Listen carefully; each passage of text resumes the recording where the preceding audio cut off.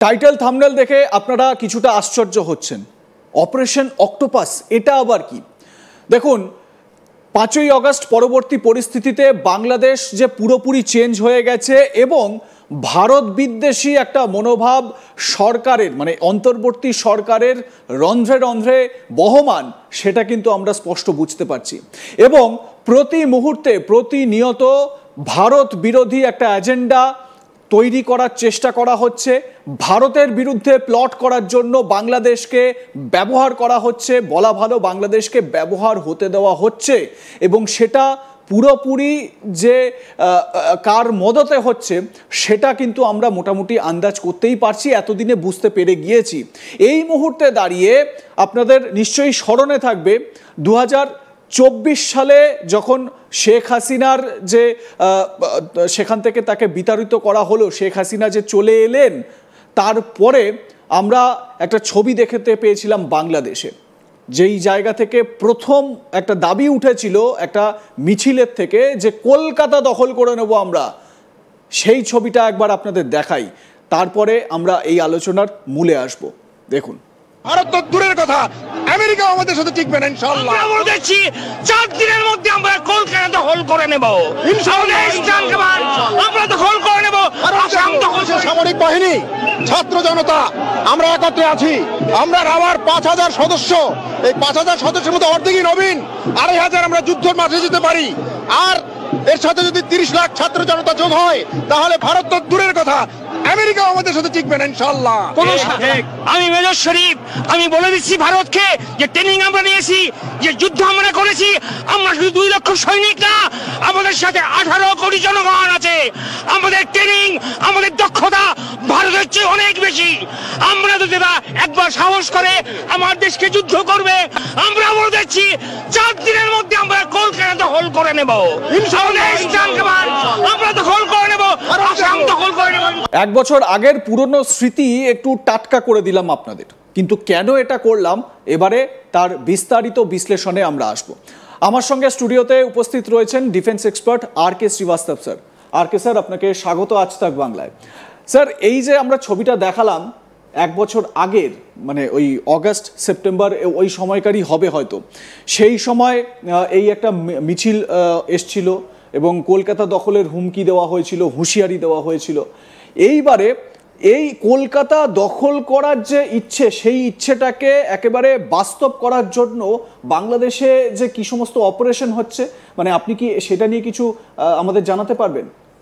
দেখুন, আমাদের মধ্যে একটা কথা আছে, 4-1 হিজ 4 আর্ম, মানে আপনার যদি আগে থেকে জানতে পারেন তাহলে আপনি প্রস্তুতি নিয়ে থাকবেন। কত সুন্দরভাবে আপনি আজকে রিমাইন্ড করে দিলেন।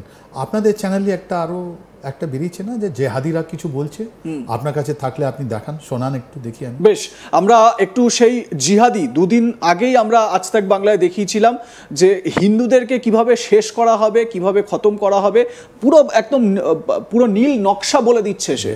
শুনুন। तुम होशियार रहो, अगर इंडिया की एक मुसलमान पर जुल्म हुआ, कत्ल हुआ, मस्जिद तोड़ने गया, तो हम बांग्लादेश से हमारे बॉर्डर को तोड़कर इंडिया की हिंदू को कत्ल करने की तैयार हो जाओगा। শুনলাম স্যার, কি বলবেন? আপনি যদি ফ্রেম ফ্রিজ করে দেখেন, প্রথম ফ্রেম যেখানে আপনি দেখলেন এক্স সার্ভিসম্যান, আপনাকে নিয়ে যাই আমি পেহেলগাঁওয়ে, এরকমই কথা হচ্ছিল কি তুমি আমাদের হোলি স্ক্রিপচার থেকে শোনো, তুমি কাপড় খোলো, আমি তোমাদের ধর্ম দেখতে চাই। আর এরা আজকে যে আপনার দেখালেন 2 দিন আগে, এই 3 দিনের যদি ডটটা আপনি কানেক্ট করেন তাহলে আপনি দেখেন পদ্মায় অনেক জল বয়ে গেছে। আর আমাদের কাছে আছেন এখন ক্যাপ্টেন তাসাউর রানা ও পাকিস্তান আর্মি। আমেরিকা ওনাকে আমাদের দিয়েছে একটা, আমাদের যে 2008 সালে 26/11টা আমরা বলি আমরা মুম্বাই বম ব্লাস্ট, ওখান থেকে ওনার ইন্ট্রোগেশনের মধ্যে, ওনার কোয়েশ্চেনিংয়ের মধ্যে, ওনার ইন্ট্রোগেশন রিপোর্টের মধ্যে অনেকগুলো জিনিস আসছে।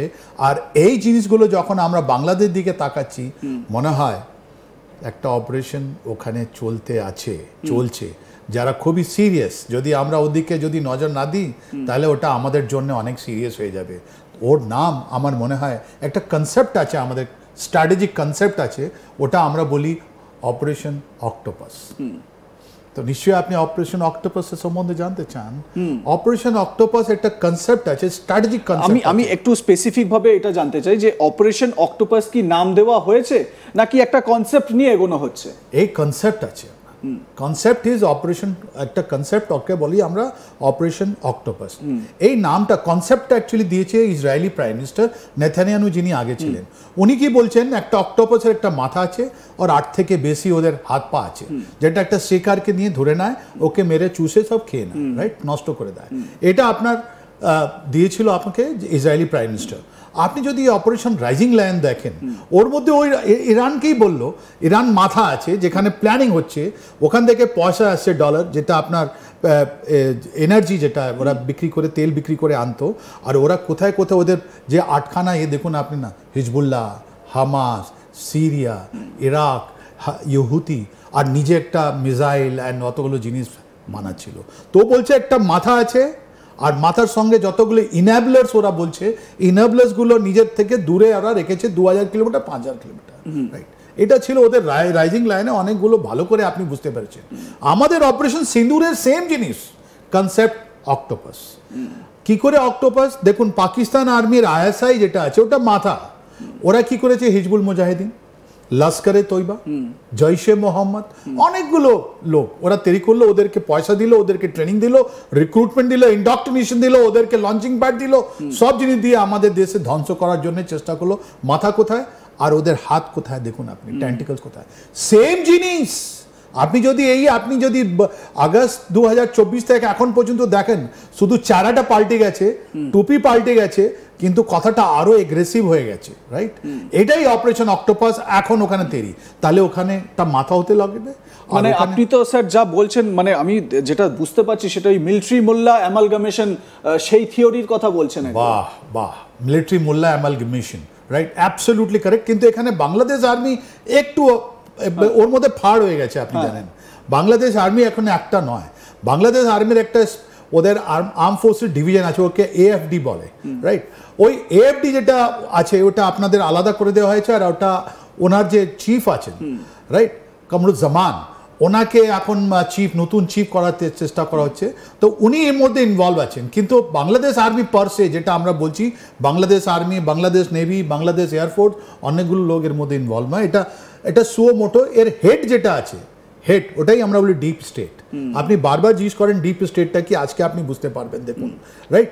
এই ডিপ স্টেটের মধ্যে যারা মাথা আছে, ওর মধ্যে কিন্তু ইউনুস নয়, ইউনুস শুধু চোখ আছেন, মাউথ পিস আছেন, উনি একটা ল্যাঙ্গুয়েজ কথা বলছেন, রাইট। এর মাথা আপনার আছে কোথায়, এটা আপনাকে বুঝিয়ে দিচ্ছি আমি।